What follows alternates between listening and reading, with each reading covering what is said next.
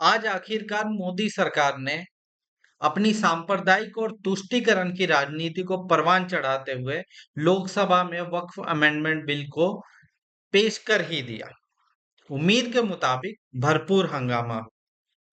सरकार की तरफ से केंद्रीय अल्पसंख्यक मंत्री किरण रिजिजू ने इस बिल को पेश किया। मुझे उम्मीद नहीं थी कि विपक्षी पार्टियां इस मुद्दे पर इस तरीके से एक साथ नजर आएंगी। इतना कड़ा विरोध होगा इसकी उम्मीद मैंने नहीं की थी। मुझे लगता था कि शायद वही मुस्लिम सांसदों को आके करके इस पर खाना पूर्ति होगी, मगर विपक्षी सांसदों ने, पूरे विपक्ष ने एकमुश्त होकर इस मुद्दे पर एक नई पटकथा लिख दी है। ऐसी पटकथा लिखी कि सरकार खुद ही मजबूरन इसको जॉइंट पार्लियामेंट्री कमेटी के पास भेजने के लिए मजबूर हो गई। इसको कमेटी के पास भेजा गया है ताकि इस पर विचार हो सके। मोदी सरकार जो अपनी वोट बैंक की राजनीति को, खास तौर पे जिसे वो तथाकथित तौर पे हिंदू वोट बैंक की राजनीति कहती है, उसको पूरा करने के लिए वक्फ बोर्ड के इस बिल को लेकर आई थी। वैसे तो वो दावा कर लिए संसद के अंदर कि इससे मुसलमानों का बहुत फायदा होगा। मुसलमानों की हितैषी भाजपा कितनी है, ये मुझे बताने की जरूरत नहीं, आप सभी जानते हैं। लोकसभा के अंदर इस मुद्दे पर बहुत बहस हुई। तमाम विरोधी दल के जितने भी नेता थे उन्होंने खूब इस पर दहाड़े। उन्होंने सीधे तौर पर इसको धार्मिक आजादी के खिलाफ हमला बताया। चाहे कांग्रेस की बात करिए, समाजवादी पार्टी की बात करिए, टीएमसी की बात करिए, किसी भी पार्टी की बात कर लीजिए, सब ने इस पर खुल के बोला। सरकार की नीतियों को, सरकार के इस दावे को कि इससे मुसलमानों का भला होगा, पारदर्शिता आएगी, इसको उन्होंने फौरन ठुकरा दिया। और उन्होंने सीधे तौर पर कहा कि इस बिल से पूरे देश के अंदर जो आगामी दिनों में जो विधानसभा के चुनाव है उनको हासिल करना चाहती भाजपा का कोई एजेंडा नहीं है। जो भाजपा युवाओं की नहीं हुई, जो भाजपा किसानों की नहीं हुई, जो भाजपा आम जनता की नहीं हुई, जो महंगाई से त्रस्त है, वो मुसलमानों की हितैषी कब से होगी। जिस भाजपा की पूरी बुनियाद ही मुस्लिम विरोध पर टिकी हो, वो मुसलमानों का हितैषी होने का दावा करती है। वैसे तो भाजपा समर्थक जितने राइट विंग वाले लोग थे, वो तो इस बात की खुशियां मना रहे थे कि शायद केंद्र सरकार, केंद्र की मोदी सरकार ये बिल इसलिए ला रही है कि वक्फ बोर्ड एक्ट को खत्म कर देंगे। वक्फ बोर्ड खत्म और मुसलमानों की ये दान की हुई जमीनें छीन कर उनके हिस्से आ जाएंगी, उनको बांट दी जाएंगी। मगर बेचारे वैसे ही मासूम लोग हाथ मलते रहे। इस मुद्दे पर संसद के अंदर बहस में किस नेता ने क्या बोला, इसको हम लोग देखने की कोशिश करते हैं। देखते हैं कि आखिर किसने क्या बोला। जैसे ही इस मुद्दे पर संसद में बहस शुरू हुई, किरण रिजिजू ने ये कहा कि हम लोग अपनी तरफ से वक्फ बोर्ड पर अमेंडमेंट के लिए बिल ला रहे हैं। सीधे तौर पे केसी वेणुगोपाल कांग्रेस की तरफ से खड़े हो गए। उन्होंने इस पर क्या कहा, देखते हैं। केसी वेणुगोपाल ने इस मुद्दे पर केसी वेणुगोपाल ने इस मुद्दे पर सीधे तौर पर केंद्र सरकार को कटघरे में खड़ा किया। ऐसे वैसे कटघरे में नहीं खड़ा किया, उन्होंने सीधा बोला, हम हिंदू हैं लेकिन साथ ही हम दूसरे धर्मों की आस्था का भी सम्मान करते हैं। ये बिल महाराष्ट्र हरियाणा चुनावों के लिए खास है। खास किसके लिए? भाजपा के लिए, क्योंकि भाजपा सांप्रदायिक राजनीति से इन चुनावों को जीतना चाहती। उन्होंने आगे क्या कहा, आप ये नहीं समझते कि पिछली बार भारत की जनता ने आपको साफ तौर पर सबक सिखाया था। ये संघीय व्यवस्था पर एक बड़ा हमला है। उन्होंने सीधे तौर पर साफ स्पष्ट लफ्जों में केंद्र सरकार के इस बिल को ठुकरा दिया, केंद्र सरकार के इस बिल पर कड़ा विरोध जाहिर किया। केसी वेणुगोपाल का इस मुद्दे पर बोलना अपने आप में कांग्रेस की तरफ से ये इंटेंशन है, ये मैसेज देने की कोशिश की है कि मुसलमानों के इस अहम मुद्दे पर कांग्रेस पूरी तरीके से समर्थन में खड़ी है। भाजपा की उन कुनीतियों को वो लागू नहीं होने देंगे, उसका कड़ा विरोध करेंगे। वेणुगोपाल कांग्रेस के महासचिव भी है। कहा जाता है कि संगठन में उनसे ताकतवर कोई नहीं है। अगर कांग्रेस की तरफ से वो खड़े होते हैं और वो इस मुद्दे पर अपनी बात रखते हैं, तो अपने आप में बड़ा मैसेज है। वैसे तो होना ये चाहिए था कि राहुल गांधी को खुद इस मुद्दे पर बोलना चाहिए था।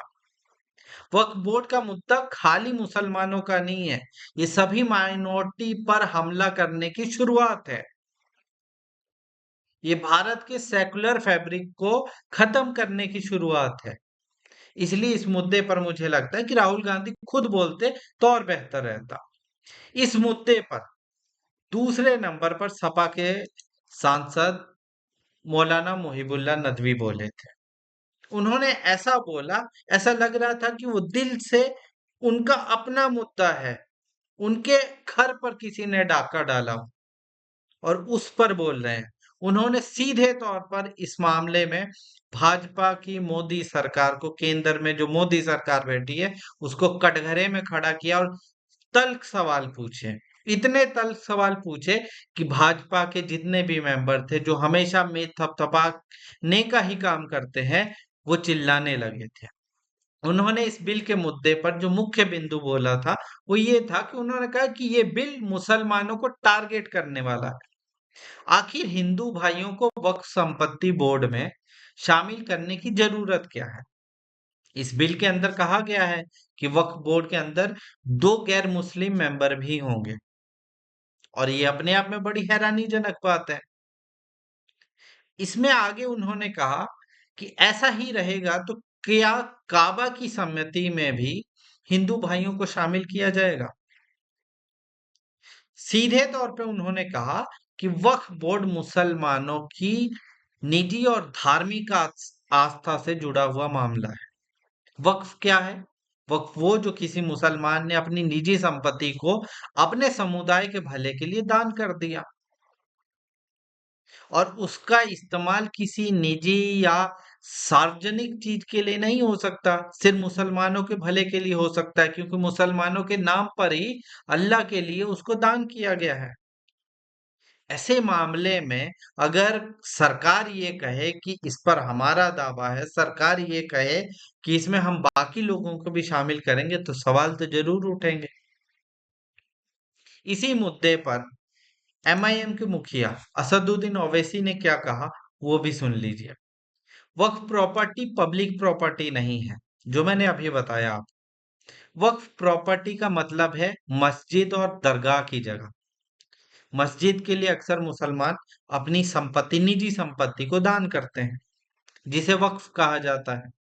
सरकार कह रही है कि हम महिलाओं को मेंबर बनाएंगे। इस पर उन्होंने बहुत करारा हमला किया है, दुखती रग पर हाथ डाला है भाजपा सरकार के। क्या भाजपा सरकार बिल्किस बानो को मेंबर बनाएगी? ये सरकार मुसलमानों की खुले तौर पे दुश्मन है। उन्होंने कोई लाग लपेट नहीं किया, सीधे तौर पर भाजपा पर हमला किया और कहा कि भाजपा इस बिल के सहारे मुसलमानों पर सीधे तौर पर उनके धार्मिक और निजी हितों को, उनका हनन करना चाहती। सीधे तौर पर हमलावर हुए, कोई किंतु परंतु नहीं। इस मुद्दे पर डीएमके की नेता कनिमोझी ने क्या कहा, वो भी सुन लीजिए। उन्होंने कहा कि आर्टिकल 30 का सीधे तौर पर उल्लंघन है, जो अल्पसंख्यकों को अपने संस्थान का प्रशासन करने से संबंधित है। भारत के संविधान के धारा 30 के तहत जितनी भी माइनॉरिटी ग्रुप हैं, उनको अपने संस्थान बनाने चलाने का अधिकार है। ये उसका सीधे तौर पे हनन है। उन्होंने आगे क्या कहा, ये विधेयक एक विशेष धार्मिक समूह को टारगेट कर रहा है। धार्मिक समूह मुसलमानों को टारगेट कर। उन्होंने अपनी पार्टी की तरफ से इस मुद्दे पर स्टैंड बिल्कुल क्लियर कर दिया। भाजपा सरकार को कटघरे में खड़ा करके कहा कि भाजपा सरकार इस मुद्दे पर सांप्रदायिक और तुष्टीकरण की राजनीति कर रही है। इसी मुद्दे पर एनसीपी शरद पवार की तरफ से सांसद सुप्रिया सुले ने क्या कहा, वो भी सुन लीजिए। स्पीकर महोदय, इस बिल को या तो वापस ले ले या इसे स्टैंड के पास भेज दे। किसी से सलाह लिए बिना एजेंडा आगे ना बढ़ाएं। बिल का ड्राफ्ट सांसदों के पास पहुंचने से पहले मीडिया में पहुंच चुका था। ऐसा कैसे हो सकता है? इस पर खैर बाद में स्पीकर महोदय ने अपनी सफाई दी थी कि 6 तारीख को उन्होंने बिल सभी सांसदों को भेज दिया था। पर मीडिया वाले कब से इस पर बवाल काट रहे हैं, आप सभी जानते हैं। कहीं ना कहीं भाजपा सरकार इस बिल को लीक करके टेस्ट करना चाहती है कि इस पर कितना आउटरीच होता है। क्या मुसलमानों के अलावा भी कोई बोलता है? क्या देश में इस मुद्दे पर कैसी बहस छिड़ती है? वो अपने समर्थक जो अजीब से समर्थक है, जो ज़ॉम्बीज़ का रूप धारण कर चुके हैं, उनको खुश करने के लिए सब कर रही थी। इसी मुद्दे पर कांग्रेस के सांसद इमरान मसूद भी जमकर बोले। उन्होंने क्या कहा? वक्फ बोर्ड मस्जिदों का प्रबंधन करता है। आप वक्फ की ताकत खत्म करके डीएम राज लाना चाहते हैं। इसमें ध्यान दीजिएगा, इस बिल में केंद्र सरकार ने ज्यादातर पावर को डीएम को, जिला अधिकारी जो महोदय हैं, उनको ट्रांसफर करने की बात की है। चाहे प्रॉपर्टी की सत्यता चेक करने की हो, चाहे दूसरे मामले हैं, ज्यादातर अधिकार वो डीएम को ट्रांसफर करने की बात हो रही है। उन्होंने आगे कहा कि वक्फ की प्रॉपर्टी को कब्जा मुक्त करवाकर ये बिल लाना चाहिए। सीधे तौर पर केंद्र सरकार पर उन्होंने तगड़ा हमला बोल दिया कि जहां पर बात तो ये होनी चाहिए कि वक्फ की जमीनों पर जहां पर कई जगह सरकारों ने कब्जा किया हुआ, कहीं पर भूमाफिया ने कब्जा किया है, उनको आजाद कैसे करवाया जाए, उल्टा वक्फ बोर्ड को ही कटघरे में खड़ा किया जा रहा है। वक्फ प्रॉपर्टी को ही हड़प जाने की कोशिश की जा रही है। वक्फ के नाम पर ही डिस्प्यूट पैदा करने की कोशिश की जा रही है। इस मुद्दे पर सबसे जोरदार भाषण रहा सपा प्रमुख अखिलेश यादव का। उन्होंने सीधे तौर पे इसमें भाजपा की धज्जियां उड़ा दी। भाजपा को ऐसी ऐसी खरी खोटी बातें सुनाई कि भाजपा वाले अभी भी उसके बारे में सोच रहे हैं। सीधे तौर पर उनकी और गृह मंत्री अमित शाह की बहस तक हो गई। एक दूसरे के साथ तू मैं तकरार तक हो गई। इस मुद्दे पर अखिलेश यादव ने सीधे तौर पर बोला कि ये बिल सोची समझी राजनीति के तहत पेश हो रहा है। वक्फ में गैर मुस्लिम को शामिल करने का कोई भी मतलब एक पॉइंट पर भी कि कोई ऐसा पॉइंट हो कि किसी गैर मुस्लिम को इसमें शामिल करने का प्रावधान की कोई जरूरत ही नहीं। कुछ हो, कोई पॉइंट हो, कोई तरीका हो या कोई ऐसी वजह हो जो इसको स्पष्ट करे, कोई वजह नहीं। मगर भाजपा सरकार को लगता है कि वो राजा जी हैं, तो वो राजा जी कुछ भी कर सकते हैं। इस पर आगे उन्होंने क्या बोला? अगर आप जिला अधिकारी को ताकत दे देंगे तो गड़बड़ी होगी। भाजपा हताश, निराश और अपने चंद कट्टर समर्थकों के तुष्टीकरण के लिए बिल ला रही है। इशारा उन्होंने सीधे तौर पर कर दिया। भाजपा समर्थकों की सोशल मीडिया पर जाके टाइमलाइन चेक कर लीजिए, आपको समझ में आ जाएगा वो कहाँ इशारा कर रहे हैं। अधिकतर भाजपा के समर्थक और यहाँ तक कि पदाधिकारी भी ये बोलते हैं कि वक्फ बोर्ड को खत्म कर देना चाहिए। मुसलमानों की निजी जमीनें जो उन्होंने दान की हैं, उनको छीन कर इन लंपटों को दे देना चाहिए। इस कब्ज वो चाहते हैं कि इन जमीनों पर उनका कब्जा हो, जो मुसलमानों ने अपने हलाल कमाई में से अपनी पाई पाई जोड़कर दान की है मुसलमानों के भले के लिए, उस पर ये लोग कब्जा करना चाहते। यही तो चाहते हैं इनके समर्थक। ढूंढिए सोशल मीडिया पर एक से एक पोस्ट मिल जाएगी। खैर मोदी सरकार ने उनके साथ भी धोखा कर दिया है, वो अलग बात है। अखिलेश यादव ने इस मुद्दे पर अपनी लाइन स्पष्ट कर दी। मेन पार्टियां दो ही थी, कांग्रेस और समाजवादी। मुसलमानों की पसंद भी पहली यही थी। इन दोनों पार्टियों ने अपनी तरफ से इस मुद्दे पर अपना पूरा क्लियर स्टैंड कर दिया कि वो इस मुद्दे पर मुसलमानों के साथ एक तरफा तौर पे खड़ी हैं। वो हर वो चीज करेंगे जो मुसलमानों के हितों से टकराएगा। इस तरीके से खुलकर बोलना इस चीज को दर्शाने के लिए काफी है। अब इसके बाद आगे देख लेते हैं कि इस मुद्दे पर टीएमसी का क्या स्टैंड रहा। मुसलमान एक तरफा तौर पर बंगाल में ममता बनर्जी को समर्थन देते हैं। ममता बनर्जी के फायर ब्रांड नेता और सांसद कल्याण बनर्जी ने इस मुद्दे पर संसद में कहा कि इस बिल के माध्यम से सरकार सिविल कोड के अधिकारों का हनन करना चाहती है। कौन सी प्रॉपर्टी किसकी है ये तय करना कोर्ट का काम है, सरकार क्यों उसमें इंटरफेयर कर रही है। इस बिल के माध्यम से सरकार हिंदू राष्ट्र की तरफ बढ़ना चाह रही है। ये भी वो नवज है जिसको दबाकर इन्होंने सरकार को बौखलाने पर मजबूर कर दिया है। भाजपा सरकार अपनी तुष्टीकरण की उस राजनीति से हर चुनाव जीत जाना चाहती है जिसके लिए वो मशहूर है। भाजपा को लगता है कि अगर लोगों का उससे रुझान कम हो रहा है तो उनका तुरुप का इक्का हिंदू मुसलमान, मुसलमानों की चूड़ी टाइट कर देंगे, हिंदुओं को उनकी प्रॉपर्टी दे देंगे। इस टाइप की जो भाषा है उसका इस्तेमाल वो हर आखिरी पहलू में करते हैं।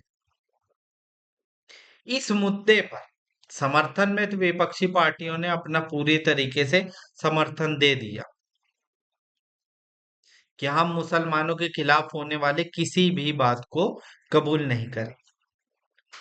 अब दो पार्टियां ऐसी भी थी जो थी तो मोदी सरकार के पाले में, मगर उनका रुझान मुसलमानों की तरफ भी है। खास तौर पे बिहार की जदयू मुसलमानों के अच्छे खासे वोट हासिल करती है। कई जगह पर मुसलमान सीधे तौर पर जदयू को समर्थन देते हैं। मुसलमान जदयू को अच्छा खासा वोट भी देते हैं। नीतीश कुमार इसीलिए अपने पार्टी में और अपने जितनी भी कैबिनेट है उसमें भी मुसलमानों को गाए बगाए शामिल करते हैं। इस मुद्दे पर जो जदयू का रवैया था वो बहुत अजीब देखने को मिला। लल्लन सिंह ने इस मुद्दे पर जदयू की तरफ से बोला। कहा जाता कि लल्लन सिंह वही व्यक्ति हैं जो वैसे तो संघी हैं दिल से, मगर जदयू में है, तो ये यही बुनियाद बने थे नीतीश कुमार को दोबारा एनडीए में शामिल करवाने में। तो उन्होंने इस मुद्दे पर उल्टा विपक्ष को ही कटघरे में खड़ा करते हुए क्या बोला वो सुनिए।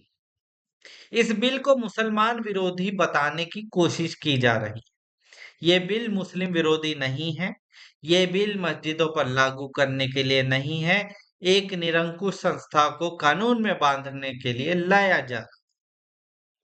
अब यहीं पर नेताजी से अगर कोई सवाल पूछ ले पलट के कि प्रॉपर्टी मुसलमानों की दान की मुसलमानों ने, उसका संचालन करने के लिए कोई संगठन बनाना या कोई इंस्टीट्यूशन बनाना, सरकार का क्या उसमें काम। वैसे तो कायदे से ये होना चाहिए कि वक्फ बोर्ड मुसलमानों को निजी हैसियत से चलाना चाहिए, क्योंकि मुसलमानों की प्रॉपर्टी है, वो खुद उसका एडमिनिस्ट्रेशन देखे। सरकार को इसमें क्या लेना देना है। वो ना प्रॉपर्टी बेची जा सकती है, ना दोबारा खरीद फरोख्त हो सकती है, सिर्फ लीज पर दी जा सकती है। उससे भी होने वाली इनकम को मुसलमानों के भले के लिए खर्च किया जाएगा। जब हर चीज मुसलमानों से जुड़ी हुई है, उनकी धार्मिक आस्था से जुड़ी हुई है, तो इसमें सरकार का क्या काम। सरकार कौन, खामखा। और उस सरकार को कह रहे हैं कि ये उस निरंकुश संस्था है, तो उसका कब्जा लेना है, कब्जा छुड़वाना है। ये वही भाषा बोल रहे हैं जो भाषा भाजपा के आईटी सेल वाले और राइट विंग वाले सोशल मीडिया पर बोलते हैं कि वक्फ बोर्ड के नाम पर सबकी संपत्ति को कब्जा कर लिया, सब हिंदुओं की संपत्ति को कब्जा कर लिया गया है। और कुछ नहीं है, सब सुबह सुबह व्हाट्सएप में मैसेज आता है, उसी मैसेज को पढ़ा जाता है।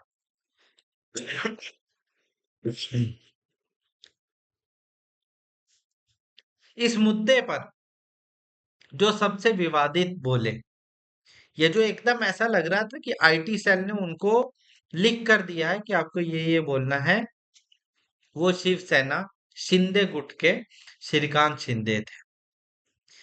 ऐसा लग ही नहीं रहा था कि कोई सांसद बोल रहा है, ऐसा लग रहा था कि कोई आईटी सेल का आदमी आया है वो बातें कर रहा है।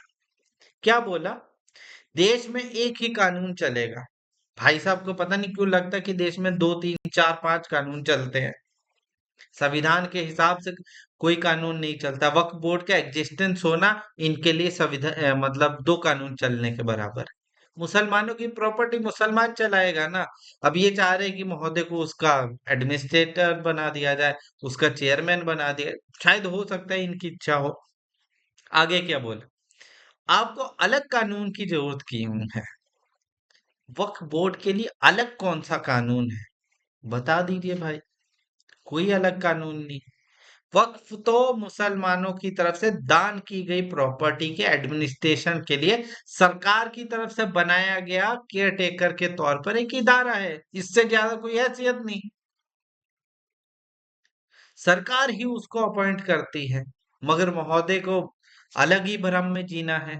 आगे इन्होंने क्या बोला कि संविधान के नाम पे पूरे देश में भ्रम फैला रहे हैं। ये कौन? विपक्ष वाले। इस बिल में महिलाओं की भागीदारी भी होगी और भी बहुत कुछ इन्होंने अनाप शनाप बोला। एकदम हूँ भू आईटी सेल वाली भाषा।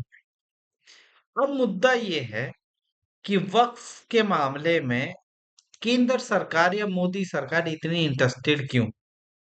उसको क्यों इतनी इच्छा है कि इस मुद्दे पर वो बिल लाए या इस मुद्दे पर बातचीत हो, इस मुद्दे पर कोई बिल पास हो? तो जान लीजिए कि वक्फ बोर्ड इस देश के अंदर अच्छी खासी प्रॉपर्टी को ऑन करता है। और वो प्रॉपर्टी किसी तीसरे की या सरकार की नहीं है।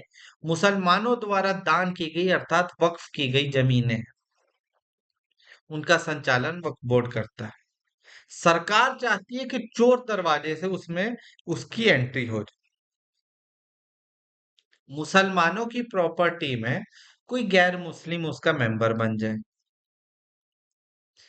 गैर मुस्लिम एडमिनिस्ट्रेटर बन जाए, मुसलमानों के धार्मिक मामलों के बारे में जैसा मुहिबुल्लाह नदवी ने बोला भी संसद के अंदर। आपको कैसे पता होगा कि मुसलमानों के किसी धार्मिक मामले को किस तरीके से चलाना? धार्मिक तौर पे मुसलमानों की क्या चीज कैसे होगी, ये हम डिसाइड करेंगे, मतलब मुसलमान डिसाइड करेंगे। कोई दूसरा कैसे डिसाइड कर सकता है? सरकार कैसे डिसाइड कर सकता है? ये तो सीधे तौर पर मुसलमानों की धार्मिक आजादी पर पाबंदी है ना, जिसको संविधान ने दिया। वैसे तो कायदे से यही होना चाहिए कि वक्फ बोर्ड का एडमिनिस्ट्रेशन इंडिपेंडेंट होना चाहिए, सरकार से मुक्त होना चाहिए। सरकार का कोई काम ही नहीं है इसमें। ना प्रॉपर्टी सरकार की है, ना सरकार का उससे कुछ लेना देना है कि सरकार के रेवेन्यू में जाता हो वो सीधे तौर पे मुसलमानों की प्रॉपर्टी है। उससे होने वाली इनकम मुसलमानों के भले के लिए स्कॉलरशिप, विधवा पेंशन और बाकी चीजों पर खर्च होगी। मस्जिद मदरसे के जो इमाम है उन पर खर्च होगी, यतीम बच्चों पर खर्च होगी, और कहीं खर्च ही नहीं हो सकती। तो मोदी सरकार को क्यों इसमें इंटरेस्ट है? एक बात स्पष्ट जान लीजिए कि मोदी सरकार के अधिकतर समर्थक सोशल मीडिया उठा के देख लीजिए, आपको क्लियर हो जाएगा। ये चाहते हैं कि वक्फ बोर्ड को खत्म कर दिया जाए और इनकी जितनी प्रॉपर्टी है उसको उठा के इनके समर्थकों में बांट दिया जाए। ये उनकी बहुत लंबे समय से इच्छा है। अब डायरेक्टली ये इच्छा तो पूरी हो नहीं सकती, तो चोर दरवाजा कोई तो ढूंढा जाएगा जिससे पहले एंट्री हो, एंट्री होने के बाद फिर माहौल बनाया जाएगा। तो सीधा मामला वही है। एक चीज। दूसरी चीज, जो भाजपा राजनीति करती है, हिंदू मुसलमान के नाम पर सांप्रदायिक राजनीति करती है, उस राजनीति को ये मुद्दा बहुत सूट करता है। एक बड़ी गिनती इस मुद्दे को सुनने के बाद खुशी के मारे उछल जाती है। इनके समर्थक अपनी आंखें बंद कर लेते हैं और कहते हैं, महाराज आइए हमसे वोट ले जाइए सिर्फ इस मुद्दे पर। उनको डेवलपमेंट से कोई लेना देना नहीं, उनको महंगाई से कोई लेना देना नहीं, उनको पेट्रोल के दामों से कोई लेना देना नहीं, उनको युवाओं के रोजगार से कोई लेना देना नहीं। मुसलमानों की चूड़ी टाइट होनी चाहिए, बस कहानी खत्म। ये जो मानसिकता है, इस मानसिकता को ही पूरा करने के लिए मोदी सरकार इस अमेंडमेंट के नाम पर मुसलमानों पर हमला कर रही है। विपक्ष ने भी इस पर क्लियर स्टैंड कर दिया कि हम इस मुद्दे पर मुसलमानों के साथ एक तरफा तौर पे खड़े हैं। क्यों खड़े हैं उन्होंने वजह भी स्पष्ट कर दी।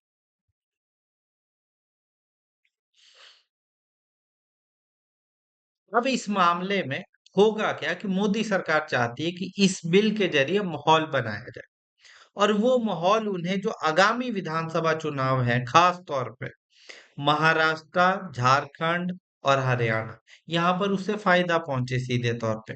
पर इस लाइन ने उनके लिए सेल्फ गोल का काम कर दिया है, और उससे भी बड़ा सेल्फ गोल ये हो गया कि सरकार ने खुद ही रिकमेंड कर दिया कि इस पर जॉइंट पार्लियामेंट्री कमेटी बना दी, स्टैंडिंग कमेटी में चला गया है ये बिल। तो ये चीज भाजपा सरकार के इस मुद्दे पर बैकफुट पर जाने की पहचान है।